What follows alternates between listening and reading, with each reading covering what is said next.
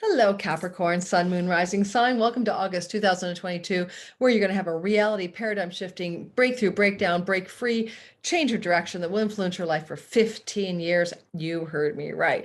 And to learn more about how this will impact you and other things happening this month, stay tuned for that details. But before I go ahead, my name is Lori Lothian, a lunatic astrologer. And if you're new here, please consider liking and subscribing. It really helps my channel grow, and I so appreciate it.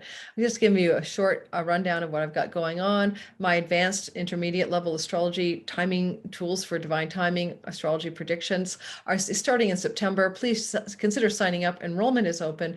I'm also teaching an 8-week class, an introductory astrology, be your own astrologer, time your best life. It's my Sky Reader class, and I capped the course at 44 students, and I think you'll enjoy it. If you want to learn how to be an astrologer, the wait list is open. If you're on the wait list, you're already guaranteed to get in, but also advance notice and early bird discounts will be coming your way. Check out the wait list link below. And then I have an Rock Your Astrobiz course. If you're an astrologer already and want to learn how to make money at doing this thing, I figured it out. So check that class out below as well. Okay, so let's get started. I'm so happy to be here with you today and talk about how this big boom of Mars, Uranus, North Node are connecting in the sky August 1st and 2nd. Hasn't happened since 324 BC that those three got together in Taurus, and it's happening at 18 degrees of Taurus.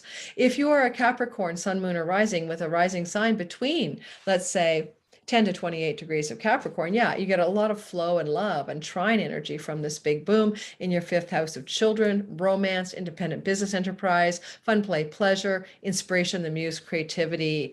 You give birth to babies, you give birth to things that you're passionate about in this 5th house.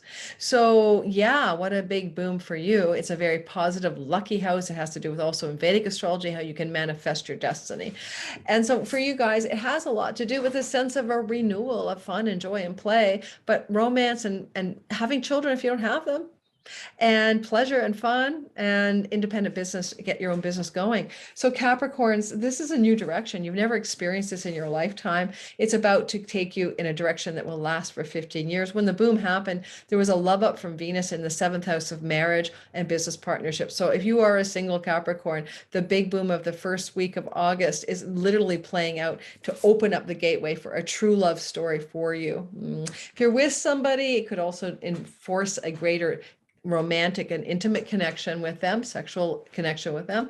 And this also could be very auspicious for new directions for your children. And if you want to have a kid, yay you. All right, kid or kitties. Now, the thing about this big boom that I really want you to know is that the big boom is going to be recapitulated by the full moon in Aquarius on the 11th of August. So whatever goes on the last week of July, the first week of August, it gets fortified and it gets sunk.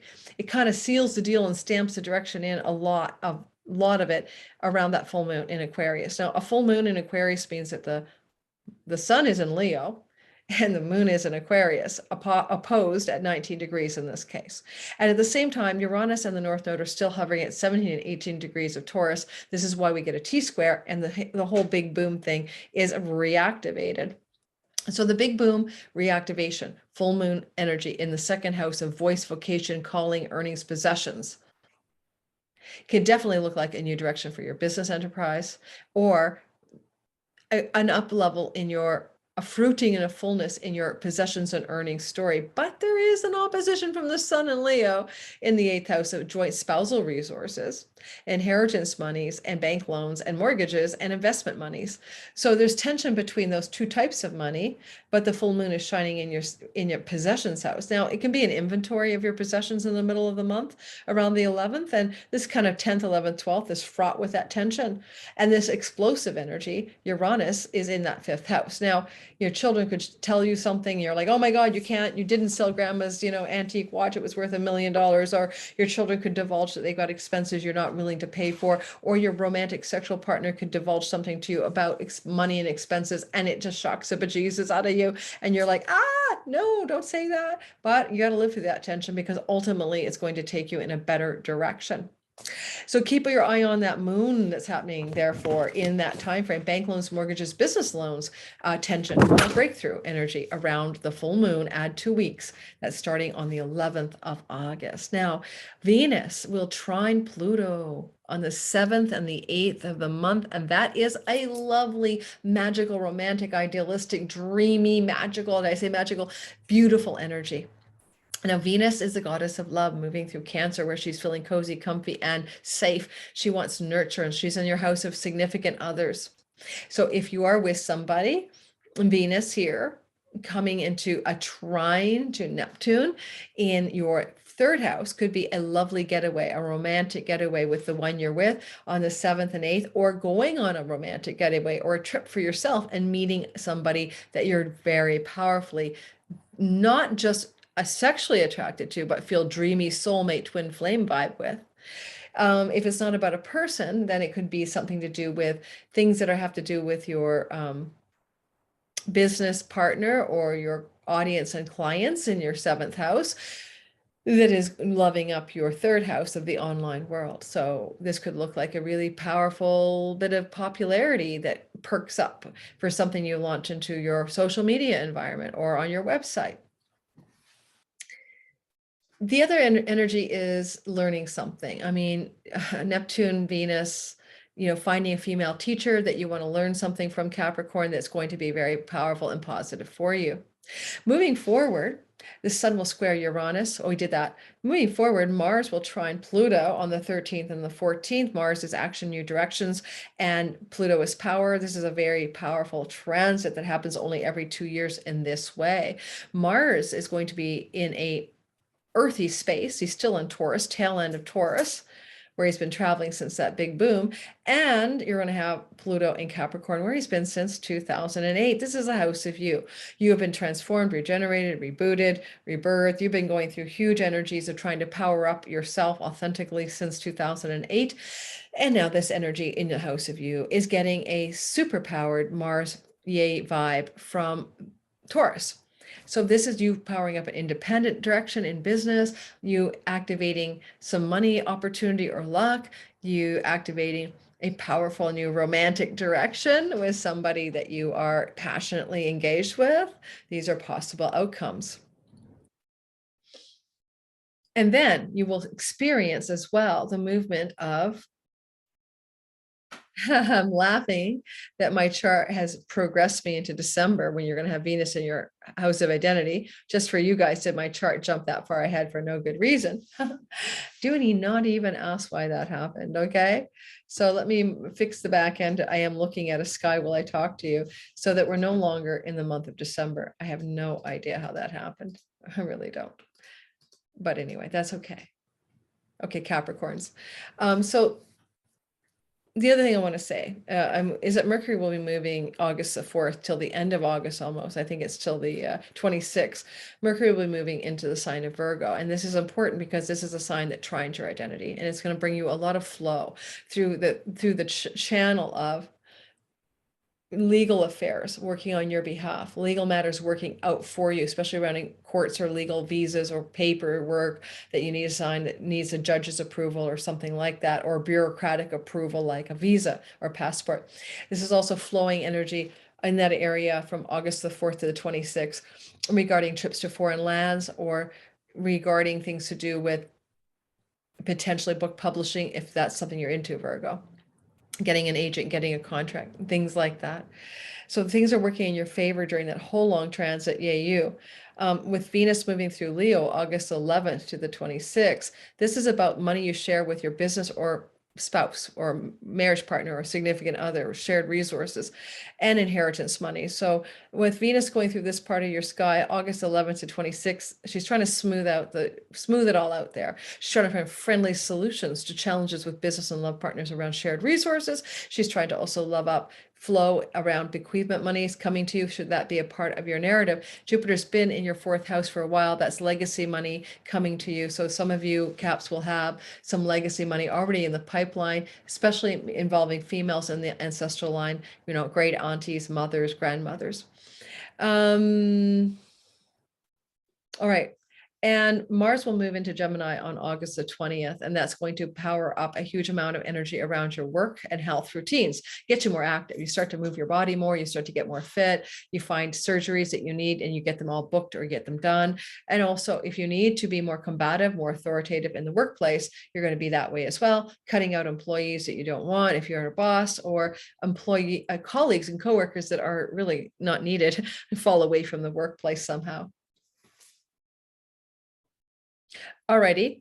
I'm going to try to remember my order. Mercury will oppose Neptune trine Pluto on the 21st to the 23rd or so of the month of August. And this is good and bad, right? Mercury opposing Neptune is spilling secrets, dispelling, demystifying, getting misinformation to be true information. And this is a tension energy. Mercury will win the day because he's coming from your house of legal cases, court cases, bureaucratic legal stuff, foreign trips and travel. And Mercury is going against Pluto, Neptune with Juno in your third house. This could also be Mercury trying to process paperwork around travel, and there's been confusion and illusion and fogginess, and now Mercury's trying to bring it home with clarity. There's just that vibe there. Neptune, Juno, third house. Could you be with somebody that you're partnered with, business and love, who has not been really clear or forthright about certain things to do with travel and trips? And Mercury is, really shining a hard, clear light on what's really going on there. That's just one other option for you Capricorns.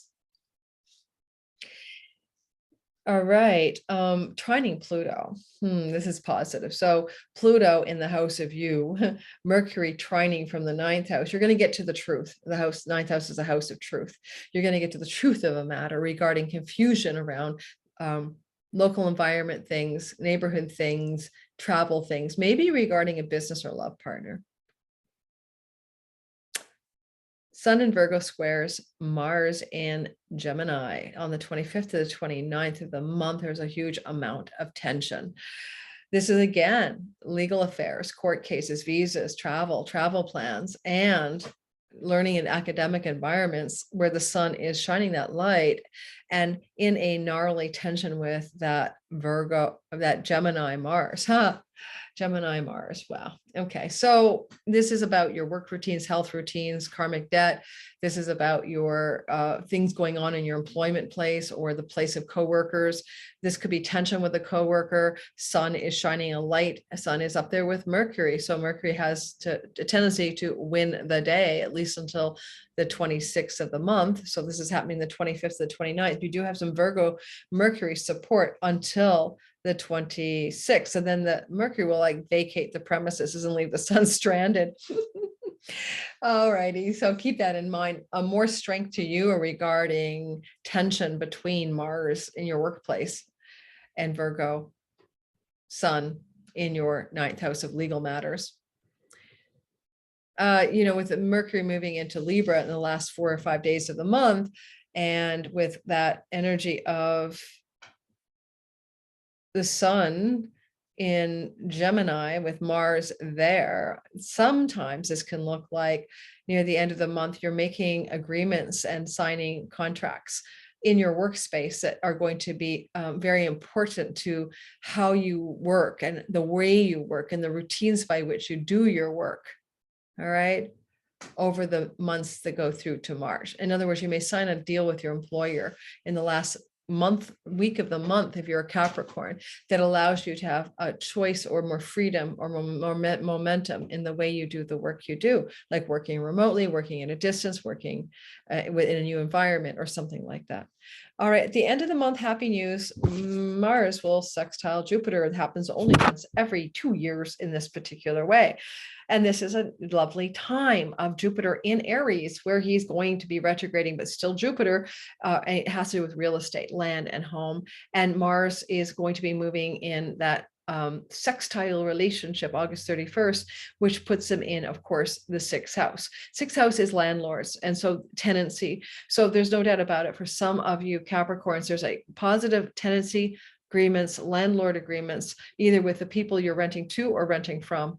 That's going to be happening at the end of August. All right. You get a renewal of your lease, you get a new lease, you move to a new place with a better lease, all exciting developments. And with a retrograde Jupiter, it's not something unexpected. You were hoping for this, or you're going back into an agreement, or you're going back to a place you lived before. Yeah. It's that kind of vibe for the Capricorn rising, especially to some degree, sun and moon. It's most especially true if you're a Cap rising and your rising sign or sun and moon is in, let's say, the first 12 degrees of Capricorn. Thank you for listening. Please like and subscribe to my channel. Don't forget to hit the bell for notifications. Sign up for my Cosmic Moonshine newsletter, 30% discount code immediately delivered to your box.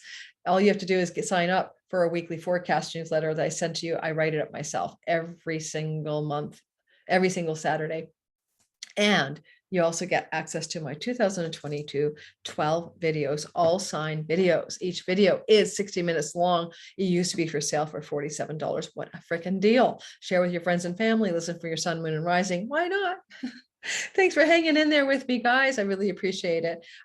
Yeah. All right. See you guys in my next video. Ciao, ciao.